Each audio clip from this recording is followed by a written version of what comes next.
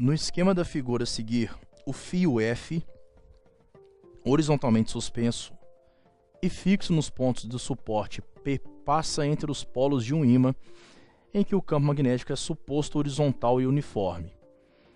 O ímã, por sua vez, repousa sobre uma balança que registra o seu peso. Assinale a alternativa que preenche corretamente as lacunas do enunciado a seguir na ordem que aparece. Em dado instante, a chave C é fechada e uma corrente elétrica circula pelo fio. O fio sofre uma força vertical. Está querendo saber se é para cima ou para baixo. E o registro na balança está querendo saber se aumenta ou se diminui. Beleza.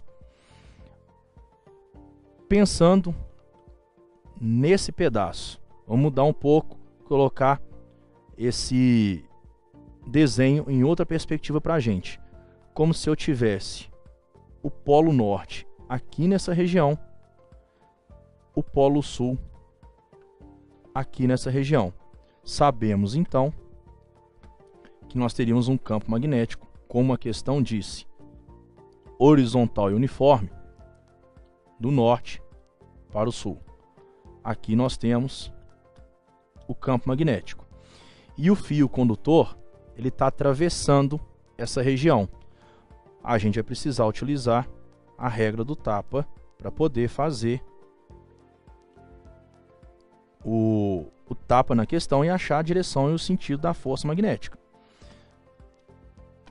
Os dedos na direção do campo, polegar no sentido do campo da corrente elétrica e o cuidado, em fios condutores, o tapa sempre com a palma da mão.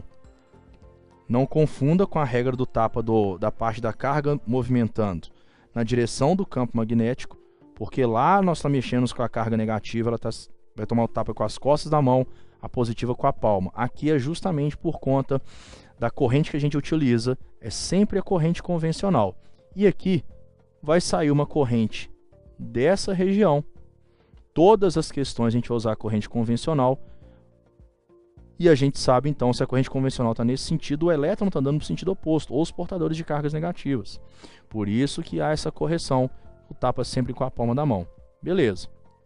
Então eu vou ter um fio condutor com uma corrente elétrica passando nessa região. E aí você precisaria colocar os seus dedos na direção do campo magnético. Se fosse uma representação dessa aqui no quadro, você colocaria os seus dedos na direção desse campo magnético, o seu dedão polegar na corrente vindo nessa direção, a corrente vindo aqui, o campo magnético está lá para dentro, difícil de enxergar isso. Então, se você coloca os seus dedos do polo norte apontando para o polo sul, vira o seu polegar na direção da corrente elétrica e dá o tapa com a palma da mão, faça desse jeito, colocando a mão no seu caderno, na folha, para você enxergar. Consequentemente, você veria uma força elétrica, uma força magnética, aliás, vertical para cima. Beleza.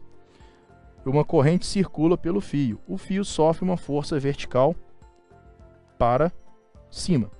Ótimo. Agora, e o registro na balança? A balança, na realidade, ela não marca necessariamente o peso do aparato. Vocês veem isso em leis de Newton. A balança, na realidade, ela vai marcar normal, a compressão que ela é submetida. Então, de acordo com a terceira lei de Newton, se esse fio, o ímã, empurra o ímã, se o ímã empurra o fio para cima, o fio reage e empurra o ímã para baixo. Ação e reação. E essa força que vai fazer para baixo é exatamente igual à força magnética. Consequentemente, esse aparato como um todo vai comprimir ainda mais a balança. Se vai comprimir ainda mais a balança, a leitura da balança aumentará. Logo, resposta letra D de dado.